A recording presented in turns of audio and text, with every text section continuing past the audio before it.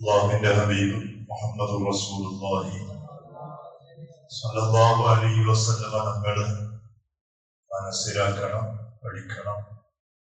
മനസ്സിലാക്കേണ്ടതും പഠിക്കേണ്ടതും നമ്മുടെ ജീവിതത്തിൽ നാം കൈവിട്ടുപോയാൽ അതുകൊണ്ട് നമുക്ക് വരുന്നത് വലിയ ദുനിയാവിലും നഷ്ടമാണ്, ആഖിറത്തിലും നഷ്ടമാണ്.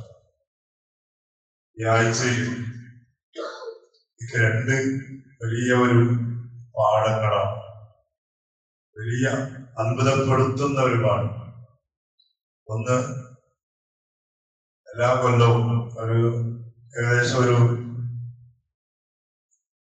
5 കൊല്ലത്തോളം 5 കൊല്ലത്തിനടുത്തായി നമ്മുടെ ഈ സ്വാതന്ത്ര്യദിന പതാക ഉയർത്തുന്ന സമയത്ത് ദീനാർ നഗറിൽ എപ്പോഴും കുറച്ച് പ്രായമുള്ള ആളുകളെ കൊണ്ടുവരെ കൂടുതലായിട്ട് ഈ പതാക ഉയർത്തും. അപ്പൊ എല്ലാ കൊല്ലവും ഉണ്ടായിരുന്ന ഏകദേശം ഒരു 4 കൊല്ലം ഒന്നിച്ച് പതാക ഉയർത്തിയിരുന്ന ഒരു മനുഷ്യൻ, നല്ല മനുഷ്യരാണ്. ആളൊരു റസൂലുള്ളാഹി ഞങ്ങളെ മനസ്സിലാക്കിയാണ്. ഈ കൊല്ലം പതാക ഉയർത്തുന്ന ആ സമയത്ത് അയാളെ കണ്ടില്ല. അപ്പൊ ഞാൻ ചോദിച്ചു, എപ്പോഴും ഉയർത്തുന്ന അയാളുടെ പേര് എനിക്കറിയില്ലായിരുന്നു. ഞാനാണ് അറിഞ്ഞത്. അബ്ദുൽ ഹമീദ് എന്നാണ് പേര്, അബ്ദുൽ ഹമീദ് ഹാജ. അയാളെ കണ്ടില്ല. ഇപ്പൊ ചെറുപ്പക്കാരോട് ചോദിച്ചപ്പോ പറഞ്ഞു, ഉസ്താദ് നിങ്ങൾക്ക് അറിഞ്ഞില്ല, അയാൾ മരിച്ചിട്ട് 22 ദിവസമായി. നമ്മുടെ അയൽവാസിയാണ്, ഇതുപോലെ തൊട്ടടുത്ത് തന്നെയുള്ള വീട്ടുകാരൻ. ഒക്കെ അയാളെ മരിച്ചെങ്കിൽ സാധാരണ അറിയാറില്ല. പക്ഷെ ഭയങ്കര മനസ്സിന് വല്ലാത്ത പേജാണ്. ഇത്ര അയൽവാസിയായിട്ട് ഇത്ര അടുത്തുണ്ടായിട്ട് മരിച്ചിട്ട് 22 ദിവസമായിട്ട് നമുക്ക് അറിഞ്ഞില്ലല്ലോ.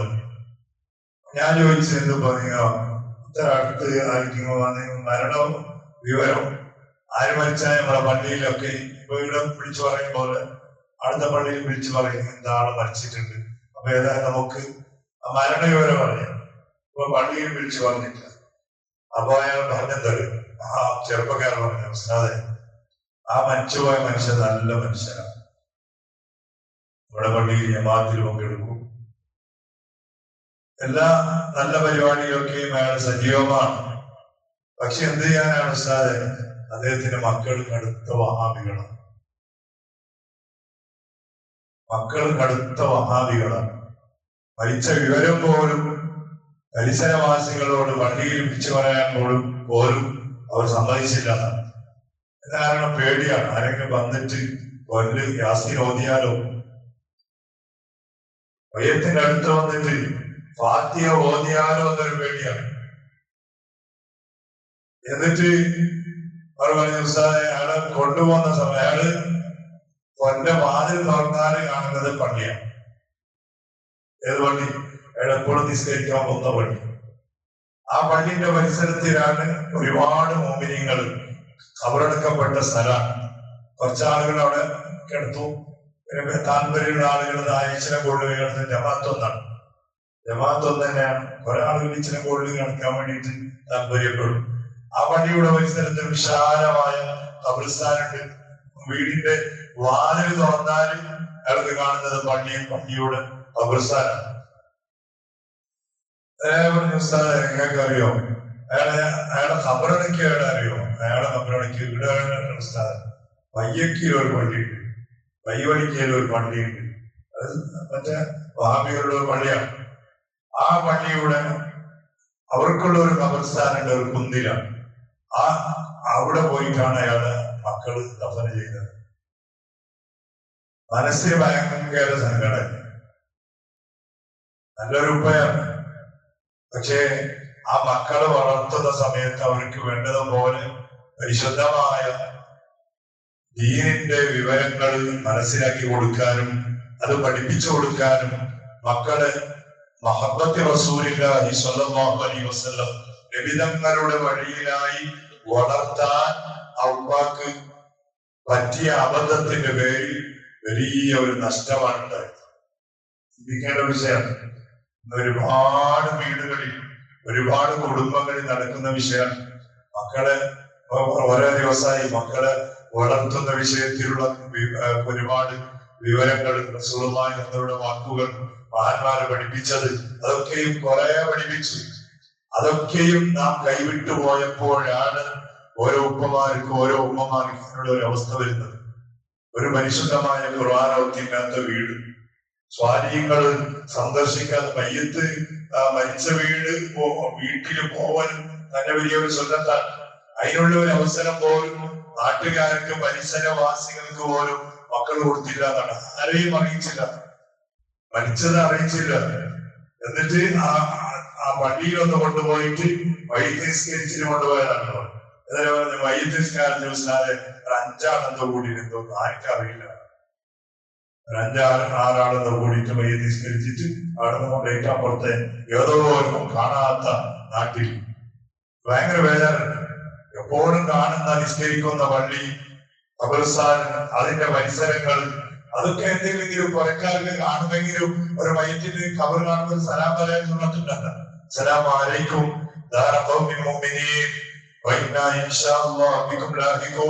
അതെല്ലാരും പറയുന്നത്. വഹാബികൾ പോലും പറയുന്നില്ലേ ഖബർ കാണുമ്പോ ഖബറാളികൾക്ക് ഒരു സലാം, മരിച്ച ഉപ്പാന്റെ മയ്യത്ത് ആ ഖബർ കാണുമ്പോ ഒരു സലാം, അതൊക്കെയും വേണ്ട എന്ന് തീരുമാനിച്ച ഒരു ചുറ്റുപാട്. അതായത് ഇന്നലെ ഞാൻ പറഞ്ഞില്ല, മൂത്താപ്പന്റെ മരണം സംഭവിച്ചു. എന്തൊരു സന്തോഷമാണ്. മരിച്ച ദിവസം തന്നെ സുബ്ഹാന ജല്ല ജലാലുഹു നൂറുകണക്കിനുള്ള ആളുകൾക്ക് ഭക്ഷണം വിതരണം, ഇഷ്ടംപോലെ ഭക്ഷണം, എത്ര സ്വാലിഹ്യങ്ങൾ, എത്ര ആലിമീങ്ങൾ, എത്ര യാസീൻ, എത്ര ഖുർആനോ, എന്റെ അന്തസ്സോടെ ഒരു പുതിയ ആപ്പിളിൽ ചമയിച്ച് കൊണ്ടുപോയിട്ട് ആ ഉപ്പാനെ എന്റെ കാരണം ആ ഉപ്പ മകനെ പഠിച്ച റൂട്ടതായിരുന്നു. 2 കൊല്ലം മുമ്പ് മൂത്താവ് മരിച്ചപ്പോ അങ്ങനെ സുബ്ഹാനല്ലാഹ് നിരന്തരം എല്ലാ ദിവസവും മരിച്ച വീട്ടിൽ വരുന്ന ആളുകൾക്കും പോകുന്ന ആളുകൾക്കും അയൽവാസികൾക്കും കുടുംബക്കാർക്കും ഭക്ഷണം. എന്താ കാരണം? അതാണ് ഏറ്റവും വലിയ സ്വതക്ക. റസൂലുള്ളാഹി സ്വല്ലല്ലാഹു അലൈഹി വസല്ലം തങ്ങളോട് ഇമാം ബുഖാരി റിപ്പോർട്ട് ചെയ്ത ഹദീസാണ്. ഉമ്മ മരിച്ചുപോയ ഒരു സഹാബി വന്നിട്ട് നബി തങ്ങളോട് ചോദിച്ചു, യാ റസൂലല്ലാഹ് അയംഫറുഹാ ഇൻ തസദ്ദഖതു അൻഹാ, എന്റെ ഉമ്മാന്റെ പേരിൽ ഞാൻ സദഖ കൊടുത്താൽ, സദഖ എന്ന് പറഞ്ഞാൽ എല്ലാം വന്ന് ഭക്ഷണം കൊടുക്കാനാണ് ഏറ്റവും വലിയ സദഖ. ആ സദഖ കൊടുത്താൽ ഉമ്മാക്ക് എന്തെങ്കിലും കുണം കിട്ടുമോ നബിയെ? നബി തങ്ങൾ പറഞ്ഞു, എന്റെ ഉമ്മാക്ക് നീ അധികം കൊടുത്താൽ, സദഖ കൊടുത്താൽ, ആ സദഖ കൊണ്ട് ഖബറിൽ കിടക്കുന്ന ഉമ്മാക്ക് വലിയ സന്തോഷം ഉണ്ടാവും. സ്വഹാബത്തിനോട് ഹബീബായ റസൂലുള്ളാഹി സ്വല്ലല്ലാഹു അലൈഹി വസല്ലം പഠിപ്പിച്ചു കൊടുത്തു. അത് കണ്ട് പഠിച്ച ഉപ്പമാർ മക്കളെ പഠിപ്പിച്ചപ്പോ നല്ല പുതിയാപ്പിടമാര് പുതിനാട്ടിമാരെ കൊണ്ടുപോകുമ്പോൾ ജീവിതത്തിൽ ഒരിക്കലും മറക്കാത്ത രൂപത്തിൽ ഉപ്പ പോയാലും ഉമ്മ പോയാലും എപ്പോഴും വീട്ടിൽ ഉമ്മ ഉള്ളതുപോലെ. കാരണം ആ ഉമ്മാനെ ഓർക്കുന്ന മക്കൾ എപ്പോഴും, ആ ഉപ്പാനെ മക്കൾ എപ്പോഴും ഓർക്കുകയാണ്. എന്താ കാരണം? ഇതൊക്കെയും നമ്മുടെ ജീവിതത്തിൽ മക്കൾക്ക് നാം എങ്ങനെ മനസ്സിലാക്കി കൊടുത്തോ, പഠിപ്പിച്ചു കൊടുത്തോ, അങ്ങനെയുള്ള ഒരു ചുറ്റുപാട് നമ്മുടെ മക്കളുടെ സ്വഭാവങ്ങളിൽ നമുക്ക് കണ്ടുവരുന്ന. അതുകൊണ്ട് റസൂലുള്ളാഹി സ്വല്ലല്ലാഹു അലൈഹി വസല്ലം തങ്ങൾ വേണ്ടതുപോലെ മനസ്സിലാക്കണം, വേണ്ടതുപോലെ പഠിക്കണം. പഠിച്ചാൽ ദുനിയാവിൽ നമുക്ക് നേട്ടമുണ്ട്, ആഖിറത്തിൽ നമുക്ക് വലിയ സന്തോഷം ഉണ്ടാവും. അല്ലാഹുവിന്റെ മക്കളായി പടച്ചവനെ ഞങ്ങളെയും നമുക്ക് നീ തന്ന എല്ലാ മക്കളെയും ആക്കി തരണേ അല്ലാഹ്. മരിച്ചുപോയ നമ്മുടെ എല്ലാ കുടുംബങ്ങളെയും, നമ്മുടെ ക്ലാസ് എപ്പോഴും കേൾക്കുന്ന നമ്മുടെ ഒരു മുനീർ എന്ന് പറയുന്ന ചെറുപ്പക്കാരന്റെ അമ്മായി ഇന്നലെ രാത്രി മരിച്ചുപോയി. കൈവഴിക്ക് കാട്ടിയാണ്. അല്ലാഹുവേ നീ മഗ്ഫിറത്ത് നൽകണേ അല്ലാഹ്. ആ സഹോദരിക്ക് നീ പൊരുത്തു കൊടുക്കണേ റബ്ബേ. നമ്മുടെ കൂട്ടത്തിൽ, കുടുംബത്തിൽ, നമ്മുടെ ഉസ്താദന്മാരിൽ നമുക്ക് ഭക്ഷണം തന്നവരിൽ, വസ്ത്രം തന്നവരിൽ, ഒരുപാട് മാലുകളിൽ റബ്ബേ നിന്റെ ദീനിന്റെ ഖിദ്മത്തിനായി കൂടിയപ്പോ എത്രയോ നല്ലവരായ ഉമ്മമാർ, ഉപ്പമാർ നമുക്ക് ഭക്ഷണം തന്നവരുണ്ട്, വസ്ത്രം തന്നവരുണ്ട്, വെള്ളം തന്നവരുണ്ട്. പല രൂപത്തിലും യാ അല്ലാഹ് ഞങ്ങളെ സഹായിച്ച പലരുമുണ്ട് ഈ നാട്ടിലും. വന്നിട്ട് ഏകദേശം 2 കൊല്ലം 3 കൊല്ലത്തിനടുത്താവുമ്പോ ഒരുപാട് ആളുകൾ ഭക്ഷണം തന്നവരും മരിച്ചുപോയവരാണ്. അവർക്കെല്ലാം സ്വർഗത്തിന്റെ ഭക്ഷണം നീ നൽകണേ അല്ലാഹ്. സ്വർഗത്തിന്റെ പാനീയങ്ങൾ നൽകണേ അല്ലാഹ്. ഞങ്ങളെ സന്തോഷിപ്പിച്ച അവർ സ്വർഗത്തിന്റെ അനുഗ്രഹങ്ങൾ നൽകി ഖബറിൽ വെച്ച് നീ സന്തോഷിപ്പിക്കണേ റഹ്മാനെ. ഒരുപാട് ആളുകൾ പല രൂപത്തിലുള്ള ഹലാലായ മുറാദുകൾ പറഞ്ഞ് ഞങ്ങളുമായി ദുആ വസിയത്ത് ചെയ്തവരാണ്. ആരൊക്കെ ഞങ്ങളുമായി ഈ സദസ്സിലുള്ളവരുമായി ദുആ വസിയത്ത് ചെയ്തിട്ടുണ്ടോ എല്ലാവരുടെ ഹലാലായ മുറാദുകൾ നീ ഹാസിലാക്കണേ അല്ലാഹ്. ശാരീരികമായ രോഗങ്ങളെ മാറ്റണേ അല്ലാഹ്. സാമ്പത്തികമായ എല്ലാവിധ പ്രയാസങ്ങളിൽ നിന്ന് നീ കരകയറ്റണേ അല്ലാഹ്. ഓരോരുത്തർ ചെയ്യുന്ന ജോലി, കച്ചവടങ്ങൾ, ഓരോരുത്തരുടെ വാഹനങ്ങൾ, എല്ലാ കാര്യങ്ങളിലും അല്ലാഹുവേ നീ വലിയ ഖൈറിന്റെ കവാടങ്ങൾ എപ്പോഴും നീ തുറക്കണേ അല്ലാഹ്. കളരിലും മറ്റും കരയിലും അധ്വാനിക്കുന്നവരുടെ അധ്വാനങ്ങളിൽ നീ വലിയ ബർക്കത്ത് നൽകണേ റഹ്മാനെ. പടച്ചോനെ യാ അല്ലാഹ്, ഹബീബായ മുത്തായ റസൂലുള്ളാഹി സ്വല്ലല്ലാഹു അലൈഹി വസല്ലം തങ്ങളുടെ പരിശുദ്ധമായ മീലാദ് കൊണ്ട് പുലകിതമായ റബീഉൽ അവ്വൽ കടന്നു വരികയാണ്. വേണ്ടതുപോലെ ആ റബീഉൽ അവ്വലിനെ ആദരിക്കാനും ബഹുമാനിക്കാനും നിന്റെ ഹബീബിന്റെ സ്വലാത്തുകൾ ധാരാളമായി ചെല്ലാൻ, അവിടുത്തെ പ്രകീർത്തനങ്ങൾ പുകഴ്ത്താൻ, വാഴ്ത്താൻ, പടച്ചോനെ അവിടുത്തെ സുന്നത്തുകൾ ജീവിതത്തിൽ ധാരാളമായി ഓരോ കൊല്ലങ്ങൾ വരുമ്പോ സുബ്ഹാനല്ലാഹ് വേണ്ടതുപോലെ ആ സുന്നത്തുകൾ പുതുക്കാൻ പടച്ചോനെ ഞങ്ങൾക്ക് നീ തൗഫീഖ് നൽകണേ അല്ലാഹ്. തൗഫീഖ് നൽകണേ അല്ലാഹ്.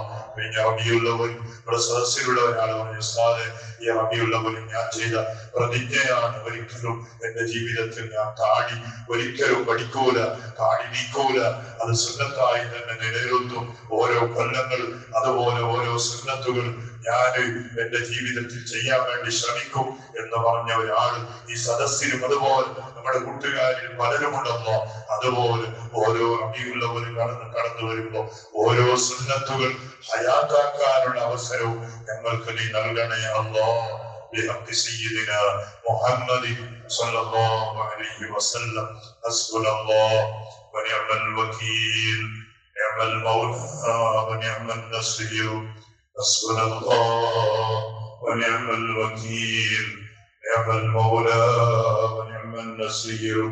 حسبنا الله ونعم الوكيل، نعم المولى ونعم النصير.